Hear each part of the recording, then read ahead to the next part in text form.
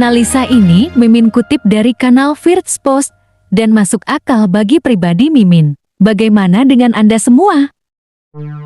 Ingat, blokade Kaliningrad oleh Uni Eropa yang merupakan eksklave Rusia yang diapit di antara Polandia dan Lituania. Lituania memblokir transit kereta api ke eksklave Rusia untuk menghukum Moskow atas invasinya ke Ukraina. Namun blokade itu kini telah dicabut, transit kereta api ke dan dari Kaliningrad telah dilanjutkan. Anda melihat Rusia mengancam Lituania dan Uni Eropa dengan konsekuensi yang mengerikan jika blokade tetap berlaku. Sekarang NATO mencoba melakukan sesuatu yang serupa, hanya saja kali ini cakupan area dan blokade jauh lebih besar dan mengancam untuk memotong Rusia dari Laut Baltik. Swedia dan Finlandia siap untuk bergabung dengan organisasi dan aliansi Perjanjian Atlantik Utara.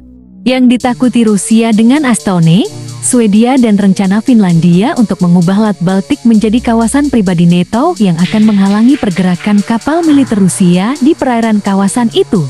Menteri Pertahanan Estonia Hanno Pevkur menjelaskan rencana untuk mengintegrasikan penjaga pantai dari Estonia dan Finlandia yang akan memungkinkan kapal Rusia ditutup ke Laut Baltik. Dalam sebuah wawancara dengan Iltalehti, Menteri Pertahanan Estonia mengatakan, dan saya mengutip, integrasi pertahanan anti-rudal Finlandia dan Estonia akan memungkinkan penutupan Teluk Finlandia ke Rusia. Kapal perang Laut Baltik dengan aksesi Finlandia dan Swedia ke NATO akan menjadi laut internal aliansi. Estonia yang sudah menjadi anggota NATO mendapatkan mitra aliansi segera untuk mengubah Laut Baltik menjadi wilayah musuh bagi Rusia.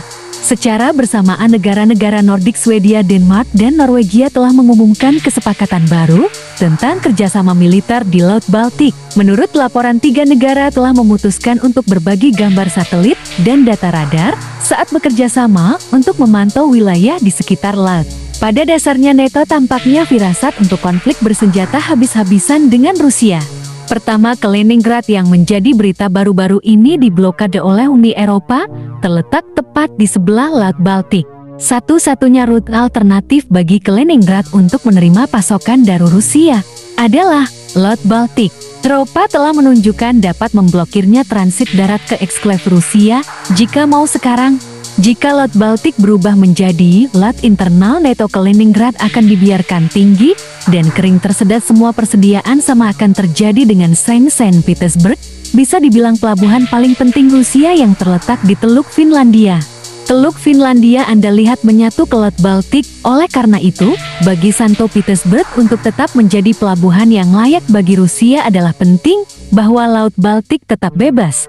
Namun NATO berencana untuk mengubah Laut Baltik ini menjadi zona larangan untuk kapal Rusia.